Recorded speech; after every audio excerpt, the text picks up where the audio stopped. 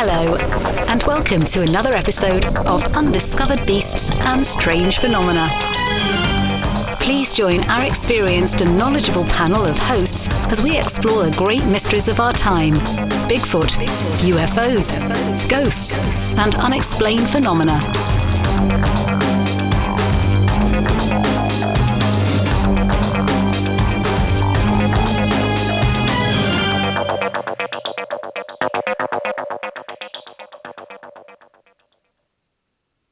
Hello, everyone. Welcome to another episode of Glances Through the Veil. This is Vanessa Hogle, your host for all things paranormal and supernatural. And I thought I would take us in a different direction tonight. I've been thinking a lot about what I do as a medium, as a psychic, a sensitive, a clairvoyant, whatever one of those buzzwords is that you want to put on it. And I've been thinking a lot about that tonight. And, for a few weeks here, I've really been digging into my own psyche.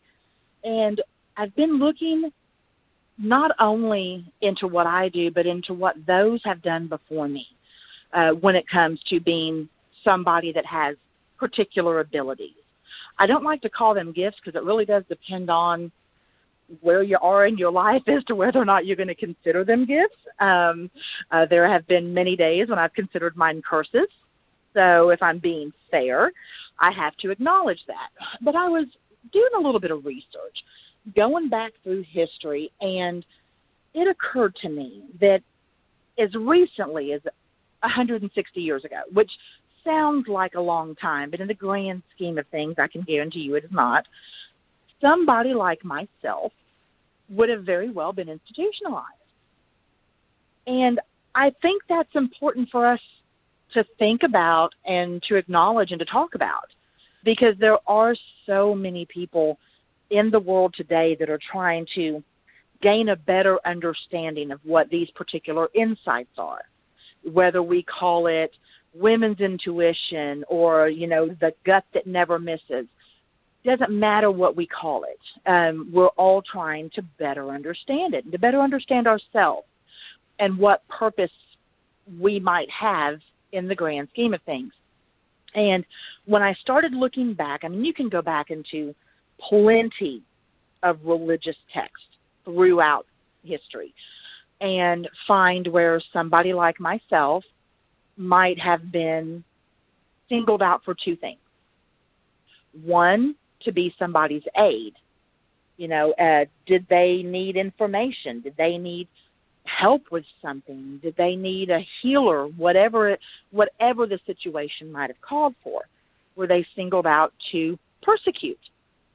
Now, this is a funny thing, and this is what a lot of people don't pay real close attention to, and that's the fact that many, many, many times those who needed help initially from somebody like myself would end up being the very people that would persecute after the fact. And you're probably asking yourself, Vanessa, why would that be? And I have to tell you, for the longest time, I didn't know. I really didn't know it. I actually used to. I'm gonna share a little bit with y'all, a little bit of TMI here. It used to make me cry. It used to really hurt my feelings, and I have very specific instances and reasons for this, and I'm going to share those with you, but it was something that I couldn't wrap my brain around. I couldn't understand why in the world someone would ever think that the abilities that I have, that I try to use to help people, would ever come place of negativity or evil. And if they ever thought that in the first place, why did they seek my aid to begin with? Now, I'm going to give you a good example, and then we're going to get a little bit deeper into this. I used to work for a particular corporation doing what I do in dentistry. And I had a coworker come to me, and they had a very real problem. They had something that they needed attention on and they needed help with. And even though this person and I weren't terribly close, this is what I do. This is how I operate. It's how I roll, as me and Gwen like to say. And so I dug right in with both feet and did exactly what was asked of me. I I used my particular skill set, and I looked into the situation, and I saw what was going on, and I did the absolute best that I could to lend a hand, because it was a messy situation, let's just be fair, and there was only so much I could do. But the advice or the insight that I could give was important, and so that's what I did. And this was without knowing a lot of the personal parts of the situation, but I knew them. I had not been told them, but I knew them, and this was what I was relaying to this other person. And she got mad at me. So now we're going to backtrack here. I'm going to remind you. She came to me. She asked for my help.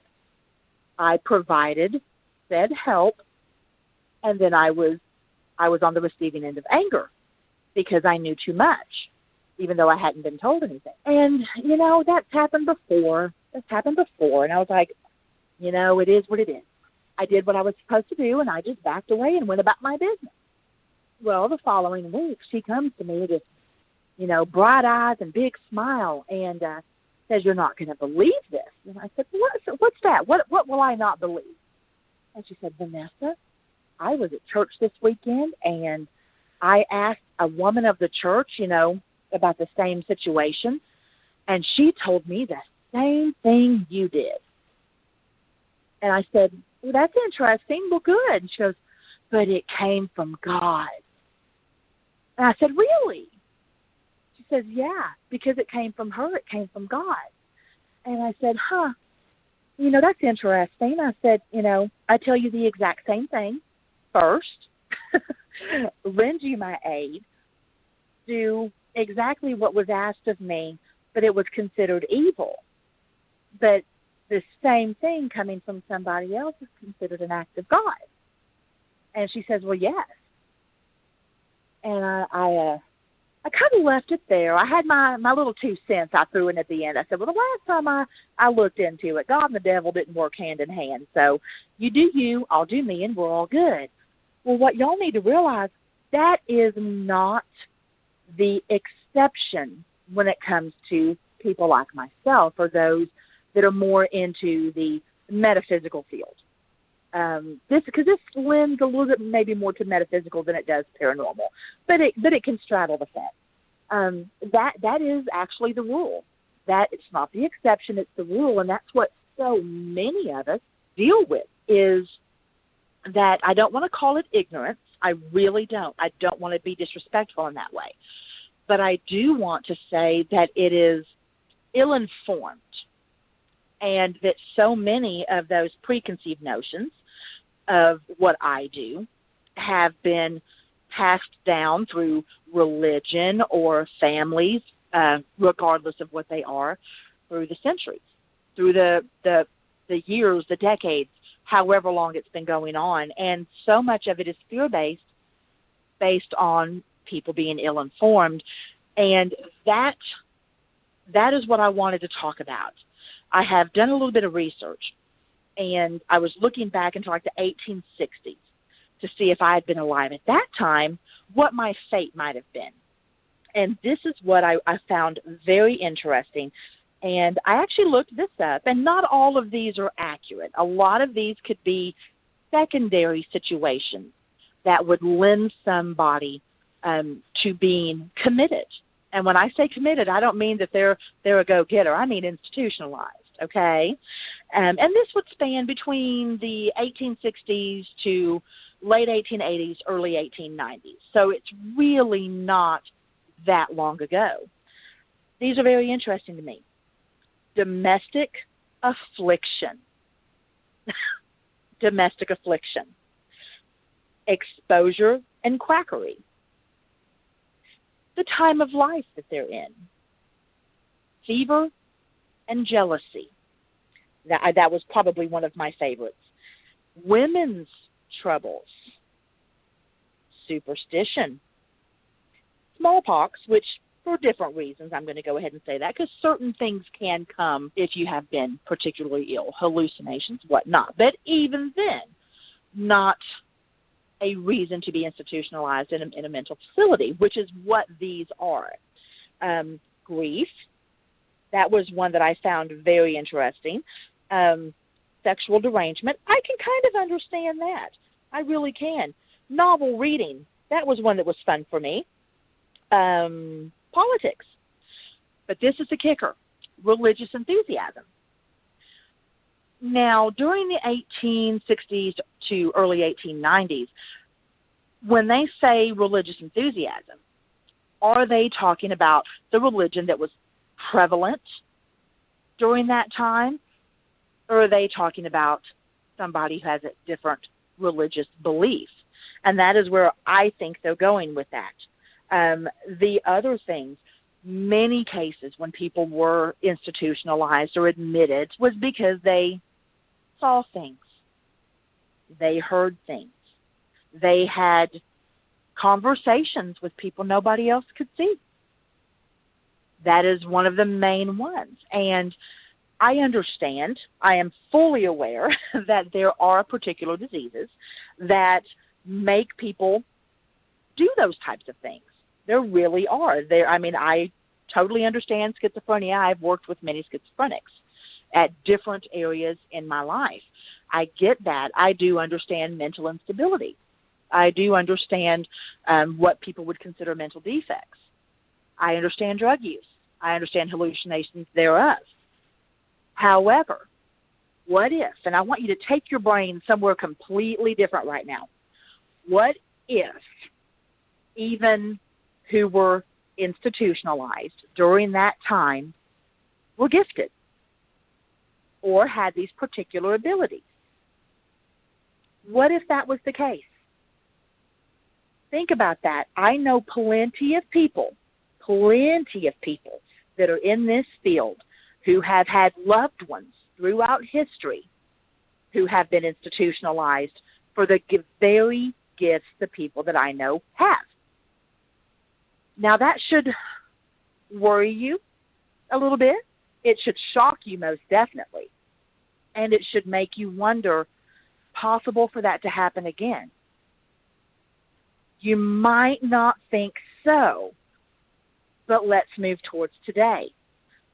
If I was born in this time frame, not the 1970s as I was, but if I was born in this time frame, doing the things that I could do as a 5 or 6-year-old or 7-year-old child, seeing the things that I could see as a 5 or 6 or 7-year-old child, I can tell you right now that there is a very real chance that I would spend the majority of my days being heavily medicated. I might not be institutionalized. I might not. Who knows? But I can almost guarantee you that I would be heavily medicated. And I can say that with some authority because I've worked with children for over 21 years. So that is something that I really want people to start thinking about and looking into. And that isn't giving a carte blanche to everyone out there that sees or hears or smells or feels things all the time, because there are very real mental illnesses out there. There really are, and as I'm sure we all know. But if there is a chance at all that what people are, again, seeing, hearing, feeling, smelling, tasting, whatever it is, if there is any chance whatsoever that it's real, that it is one of these particular abilities or a particular skill set, and that it could be validated or verified, isn't it worth trying to figure that out? What is it, or how far have we pushed this down in regards to being persecuted, institutionalized, and medicated? How far have we pushed these people down, people like myself, based on the fact that we feared it? How far could we be advanced if we didn't do that? Imagine if it could be proven that somebody like myself, which I've proven it plenty of times, whether people believe me or not, to those who need my help, they know. But on a grander scale, on a larger scheme of things, if we could prove that this communication is happening between the living and the dead through people like myself and many, many, many others that I know, what type of advancement could that push us towards? How would that bridge the gap in the metaphysical community, the scientific community, the psychological community? There are so many avenues we could go down by simply accepting and discussing instead of medicating and hiding. And I find that very fascinating because, again, working with children for as long as I have, what they reveal to me when they come in and how they talk about certain things leads me to believe that what I'm feeling is accurate. You know, they tell me things they don't want to tell their parents, or they're saying it in front of their parents, but their parents are sitting there on their phone, you know. And so I get to hear these young children who have yet to be jaded by the world and don't know the same fears that we might carry, and they feel totally comfortable in discussing it with me, which means to me personally, I feel like they see a kindred spirit. Somewhere deep inside of them, they know that I understand, because I've seen them with other people that I work with, and the same exchange does not happen. And I think that is important to notate. I truly do. And I try to nurture it as best I can within the realms that I'm given, within the boundaries that I'm given with the job that I do. But I also, at the same time, if the parent seems receptive, if they notice that the child and I are talking about this and they notice that comfort level, I try to engage the parent in and talk with them about it as well, to a certain degree, again, within the boundaries, and try to encourage them to allow their child to be themselves in this way, as long as it isn't destructive, and to let them grow and figure out, is this something that's going to stick, or is it something they're going to grow out of? That's something very real that I talk with parents who have absolutely nothing to do with my job, but they come to me through social media and say, hey, Vanessa, my kid is doing something crazy.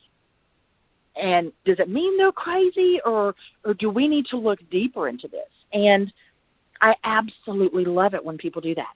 I love it.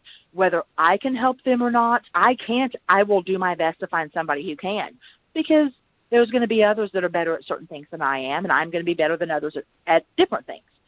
So it's all about finding the right fit and the one that the child can be comfortable with. And I love it when they do that, because that shows me that they care as much about their child's growth and development as a living, breathing human being than just as somebody they can show off to the neighbors. Because somebody like myself, this is me. This is the very blood and bones of what makes up me as a person. Are these abilities. If I try to block them out, if I try to push them away, if I try to act as if they aren't there, which I succeeded in for many, many moons, from teenager to 30 years old, because I just couldn't handle it. It actually is something that I die a little inside. I really do. And I've watched that light go out of kids' eyes that I have seen for years, where I could tell that they were, for lack of a better way of putting it, and y'all know I hate this word, but they were special. And then the medication's done, and you watch that light go out. They become very amendable, almost robotic. Now, for those who absolutely need it for something that is truly, totally necessary, I have no problem with it.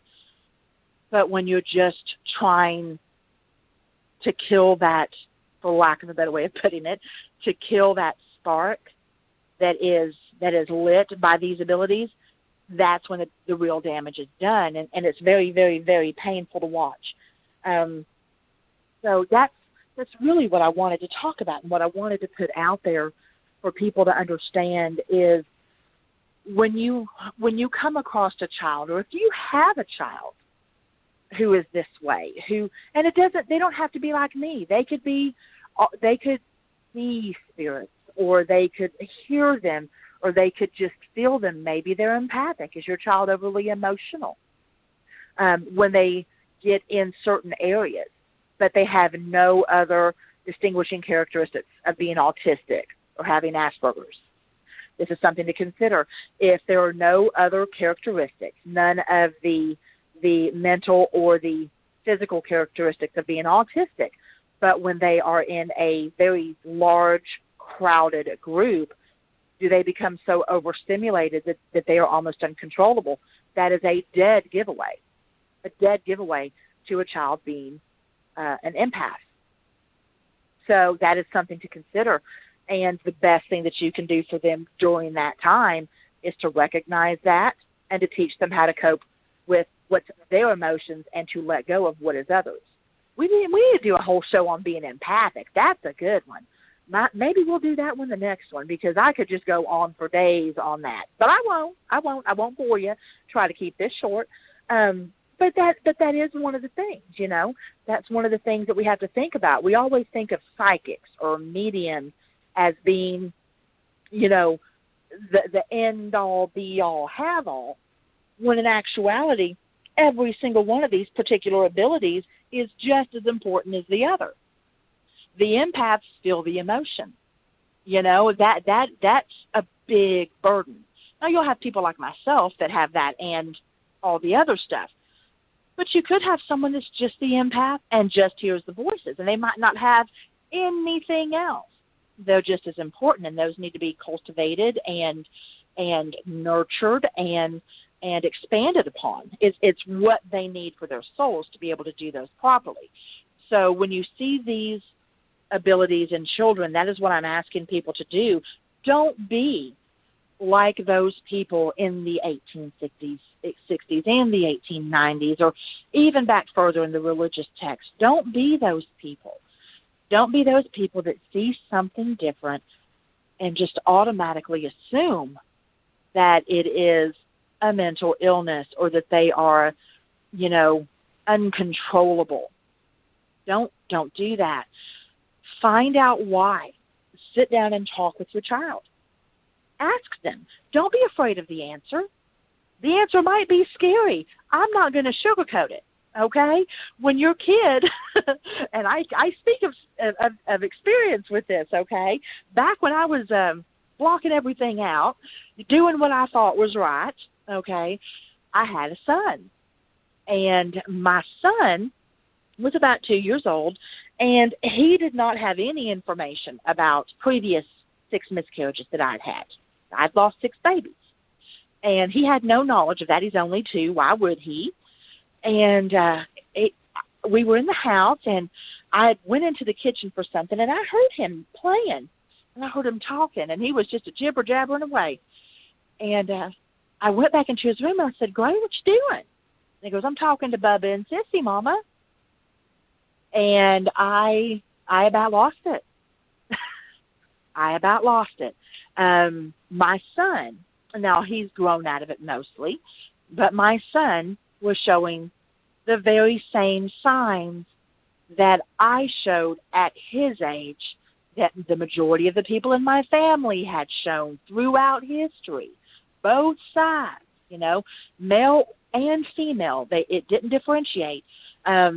He was showing those signs, and I had blocked everything out of fear of how I had felt for so long, and the fact that my family didn't really acknowledge it. It was common knowledge that we all had, but it wasn't common to speak of. It wasn't talked about in polite company. So I had spent the majority of my youth being absolutely terrified of it. And then I blocked it out, and then here comes this precious baby boy that's, with his few little words he uttered right there, made me kick open that broom closet door, and I've been out ever since, simply because I couldn't bear the thought of him going through the same things that I did. And for whatever reason, he has blocked, or not blocked, but he doesn't seem to feel it the same way anymore. Whether it comes back to him later or not is anybody's guess. Who knows? But for about the first 7 years of his life, it was pretty prevalent. It really was. And maybe it's different for boys. I don't know. I didn't start blocking until I was 30. So, but beside the point, I digress. What I'm saying is it's those little things like that when they happen, I could have very easily brushed it off or been like, you know what, it's a fluke. It doesn't mean anything. Or I could have told him, you never had a brother and sister, although, obviously in the cosmos he knew he did. It just didn't come from my mouth or anybody else's. I could have done all of those things. But instead, what I chose to do, which was just as risky, I admit, I chose to nurture it. I chose to see where it went. I chose to listen to him. And that's what I'm encouraging parents to do nowadays. When you have a kid and they come to you because of their nightmares and they give you a detailed description of what they're seeing and what it's doing and what it's saying to them, don't brush it off and tell them it was night terrors. Don't brush it off and say, no, that was nothing, or you ate pizza before bed, and that must have been it, because spicy food's that, right? Which is true. I'm not downplaying it. It does do that. Believe me, pizza and spaghetti will give me the craziest dreams. But there is also a very real chance that they have a special ability. What I would love to see parents do is when their child comes to them and does something like that, talk to them about it. Ask them about it. But ask them, don't drill them. Don't sit them down and pace around the table like the freaking Gestapo, okay? Don't do that. Sit down and just have a chat with them. Draw with them. Pull out the paper and crayons and have them draw what they saw to the best of their ability. Engage them in a way that makes them feel comfortable, in a way that makes them feel as if they can speak freely. And you might be really, really surprised at what they tell you. I have had so many parents come to me after the fact of me telling them to do these practices with their children. And their children have come to them with information from their deceased loved ones that died before they were born that there is absolutely no way they could know. And I mean very, very personal, specific information. If that doesn't make you question whether or not your child is having interactions that are important, then I don't know what will. I don't know what will. But just please, give it a go. Give it a go. If I'm wrong, I'm wrong. If I'm wrong, I'm wrong. You can always go another route if you need to. But if I'm right, think about that. Think about the information. Think about the connection. Think about not having them be a statistic like they were 160 years ago, 2,000 years ago, or today. All right, folks, I think that's all I've got for you today. So until next time, just remember, kiss and hug your babies and let them talk to you. Go have a color. We'll talk to you later.